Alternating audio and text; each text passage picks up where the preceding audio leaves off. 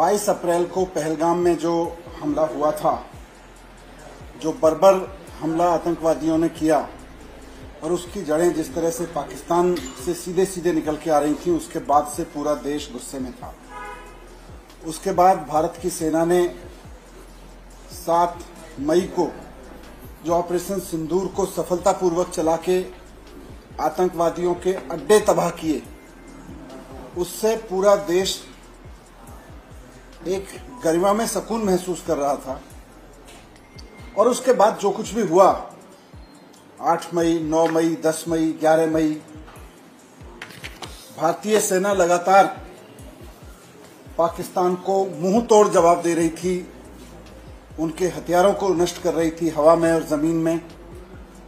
भारतीय सेना और पूरा भारत बहुत एडवांस स्टेज पे था। हम सब लोग, सभी राजनीतिक पार्टियों के लोग, पूरा देश सरकार के साथ खड़ा था। अचानक सीज फायर की घोषणा हुई। उस वक्त पूरे देश के मन में कई सवाल उठे। पूरे देश के मन में तब से लेके अब तक बहुत सारे सवाल घूमड़ रहे हैं।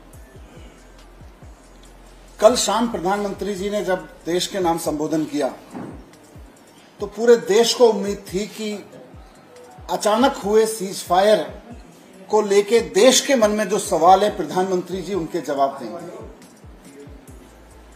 सबको लग रहा था कि कुछ ऐसी परिस्थितियां, कुछ ऐसी चीजें होंगी जिससे पूरे देश के मन में इस पूरी कार्रवाई को अचानक रोक देने की प्रति और ऊपर से जो डेवलपमेंट हुए उनके प्रति जो सवाल उपज रहे हैं, घुमड़ रहे हैं, उनका जवाब प्रधानमंत्री जी के भाषण में मिलेगा। प्रधानमंत्री जी ने कल अपने भाषण में 2 चीजें इंपॉर्टेंट कही। मेरे पास उनके भाषण की ट्रांसक्रिप्शन है। प्रधानमंत्री जी ने कहा कि भारत की आक्रामक कार्रवाई के बाद पाकिस्तान बचने के रास्ते खोजने लगा था। ये बहुत बड़ी चीज है। पाकिस्तान एक टेररिस्ट स्टेट है और पाकिस्तान टेररिस्ट हमले करवाता रहा है, उसको जवाब देना जरूरी था। पूरा देश जब जवाब आप दे रहे थे, जब भारत की सेना जवाब दे रही थी, तो पूरा देश दिल से साथ खड़ा था और दुआएं कर रहा था। लेकिन प्रधानमंत्री जी कहते हैं कि भारत की आक्रामक कार्रवाई के बाद पाकिस्तान बचने के रास्ते खोजने लगा। परिणाम स्वरूप पाकिस्तान तनाव कम करने की गुहार लगाने लगा। आगे प्रधानमंत्री जी कहते हैं कि 10 मई की दोपहर को बुरी तरह पिटने के बाद पाकिस्तानी सेना ने हमारे डीजीएमओ से संपर्क किया। आगे प्रधानमंत्री जी कहते हैं कि पाकिस्तान ने यह कहा कि अब वह कोई आतंकी गतिविधि या सैन्य दुस्साहस नहीं करेगा। तब भारत ने भी विचार किया और आगे वो कहते हैं कि फिर हमने अपनी जवाबी कार्रवाई स्थगित की। अब यहां से ये देखना है कि देश के मन में इस कार्रवाई को स्थगित करने के बाद से जो सवाल उठे हैं हर एक देशवासी के मन में। आप पार्कों में चले जाइए, आप नुक्कड़ पे चले जाइए, आप आपस के फैमिली ग्रुप्स को देख लीजिए, रिश्तेदारों के बीच डिस्कशन हो रहे हैं, हर जगह कुछ सवाल घुमड़ रहे हैं लोगों के मन में। मैं आज आपके माध्यम से उन सवालों को प्रधानमंत्री जी तक भी पहुंचाना चाहता हूं और मैं वो सवाल आपके सामने रखना चाहता हूं। प्रधानमंत्री जी के भाषण के बाद कुछ सवाल देश के मन में।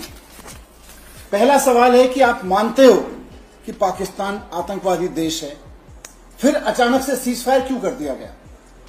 पूरा देश पाकिस्तान से इस लड़ाई में, टेररिज्म के खिलाफ इस लड़ाई में, टेररिज्म को नेस्तनाबूद करने के खिलाफ इस लड़ाई में, पाकिस्तान की जड़ से टेररिज्म को पूरी तरह से उखाड़ के पाकिस्तान को एक सबक सिखाने की लड़ाई में आपके साथ खड़ा था। और आपने कल अपनी स्पीच में भी कहा कि पाकिस्तान एक टेररिस्ट कंट्री है। फिर सीज फायर क्यों कर दिया? ये अचानक से सीज फायर क्यों कर दिया? तो पहली बात तो ये है कि अचानक सीज फायर क्यों। दूसरी बात कि हमारे पास अच्छा खासा स्ट्रेटेजिक एडवांस बना हुआ था। पाकिस्तान हमारे हवाई हमले झेल नहीं पा रहा था, रोक नहीं पा रहा था। पाकिस्तान को हटना चाहिए था, झुकना चाहिए था। पहलगाम हमले के आतंकवादी हमको सौंपने चाहिए थे। मोदी जी कह रहे हैं कि पाकिस्तान ने हाथ जोड़े और हम देख रहे हैं कि मोदी जी मान गए।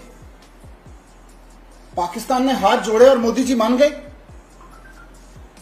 मैं यहां पूछना चाहता हूं कि पाकिस्तान के भेजे गए आतंकवादी पहलगाम में जब हमला कर रहे थे, जब लोगों को गिन गिन के मार रहे थे, उस वक्त हमारी बहनें हाथ जोड़ रही थी, गिड़गिड़ा रही थी कि मेरा सिंदूर मत उजाड़ो।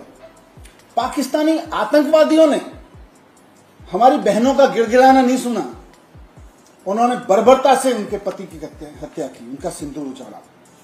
और मोदी जी कह रहे हैं कि हम बहुत स्ट्रेटेजिक एडवांस में होने के बावजूद, और सारा देश जानता है कि हमने पाकिस्तान को दांत खट्टे कर रखे थे, इतने स्ट्रेटेजिक एडवांस होने के बावजूद मोदी जी कल अपने भाषण में देश को बता रहे हैं कि पाकिस्तान ने आके हाथ जोड़े और मैं मान गया। कैसे मान गए मोदी जी? आतंकवादी तो नहीं माने थे। पाकिस्तान के भेजे हुए आतंकवादी हमारी महिलाओं का सिंदूर उजाड़ने में नहीं माने, और आप पाकिस्तान के एक बार हाथ जोड़ने पे मान गए। कैसे मान गए मोदी जी? वो नहीं माने थे तो। दूसरा सवाल हमारा ये है, जनता के मन में उमड़ रहा है। और तीसरा सवाल, अगर पाकिस्तान ने युद्ध रोकने के लिए हाथ जोड़े ही थे तो उनके प्रधानमंत्री को बुला के आपने लिखित समझौता क्यों नहीं कराया, जैसा 1971 में कराया गया था? आपने कल देश को बताया अपने भाषण में कि पाकिस्तान हाथ जोड़ रहा था।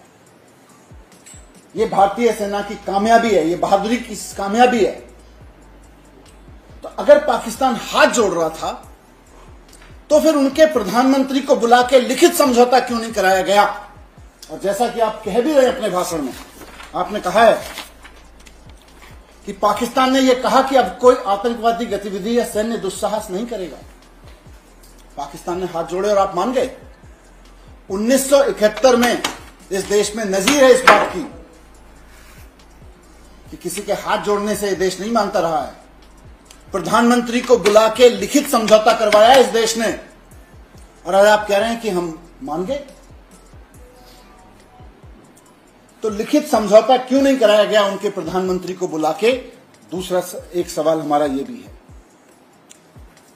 और इसी से जुड़ा हुआ सवाल सब लोगों के मन में उमड़ रहा है। जो 22 अप्रैल से पूरे देश के मन में जो गुस्सा था कि पहलगाम के विक्टिम्स को न्याय मिलना चाहिए, आपके सीजफायर के बाद उन पहलगाम के विक्टिम्स को न्याय कैसे मिलेगा?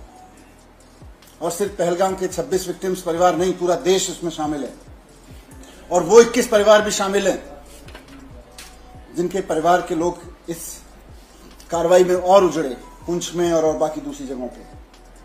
उनको न्याय कैसे मिलेगा? पहलगाम के विक्टिम्स को न्याय कैसे मिलेगा? सवाल तो और भी हैं, लोगों के मन में घुमड़ रहे हैं, लेकिन सबसे महत्वपूर्ण 4 सवाल यही हैं कि अगर पाकिस्तान आतंकवादी देश है तो अचानक सीजफायर क्यों किया? जब हमारे पास स्ट्रेटेजिक एडवांस था तो पाकिस्तानी आतंकवादियों के सामने जब हमारी बहनों हाथ जोड़ रही थी, वो नहीं माने थे, तो आप उनके हाथ जोड़ने से कैसे मान गए? और अगर आप मान ही रहे थे और आपको यकीन हो गया था कि पाकिस्तानी अब आगे हरकत नहीं करेंगे, तो फिर उनके प्रधानमंत्री को बुला के लिखित समझौता क्यों नहीं कराया? और फिर इस पूरे सीजफायर से उन्होंने हाथ जोड़े और आप मान गए। इस सब से पहलगाम के विक्टिम्स को न्याय कैसे मिलेगा? सवाल और भी है देश के मन में। सवाल यह भी है कि जिस वक्त सीजफायर अनाउंस भारत के अधिकारियों ने किया, यह कैसे संभव हुआ कि उससे ठीक पहले अमेरिका के राष्ट्रपति ने ट्विटर पर यह ऐलान कर दिया कि भारत सीजफायर कर रहा है? कैसे अमेरिका के राष्ट्रपति बार बार यह दावा कर रहे हैं कि उन्होंने भारत और पाकिस्तान के बीच सीजफायर कराया है? कैसे वो ये दावा कर रहे हैं कि मैंने व्यापार को रोकने की धमकी दी थी? कल पूरा देश उम्मीद कर रहा था कि प्रधानमंत्री जी अपने इस भाषण में जरूर बताएंगे, अमेरिका को भी 2 टूक सुनाएंगे। प्रधानमंत्री जी बताएंगे कि भारत का इतिहास रहा है कि कश्मीर के मामले में हो या पाकिस्तान से सुलटने के मसले पे हो, भारत ने हमेशा अपने दम पे सुलटा है पाकिस्तान को। कभी भी अमेरिका का हस्तक्षेप बर्दाश्त नहीं किया, किसी और देश का हस्तक्षेप बर्दाश्त नहीं किया। पहली बार प्रधानमंत्री जी मौन रह गए। प्रधानमंत्री जी का मौन इशारा करता है कि कहीं तो कुछ है। अमेरिका पे एक शब्द नहीं बोले।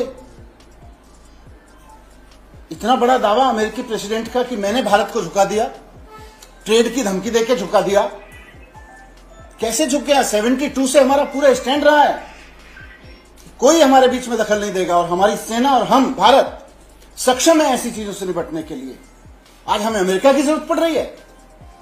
आज कोई व्यापार की धमकी देके कह रहा है कि मैंने भारत को झुका दिया और देश के प्रधानमंत्री राष्ट्र के नाम संबोधन में एक शब्द नहीं बोलते हैं कि अमेरिका वालों चुप रहो, हमको अपने दुश्मनों से निपटना आता है, हमको आतंकवाद का खात्मा करना आता है। आप एक शब्द नहीं बोल रहे हैं।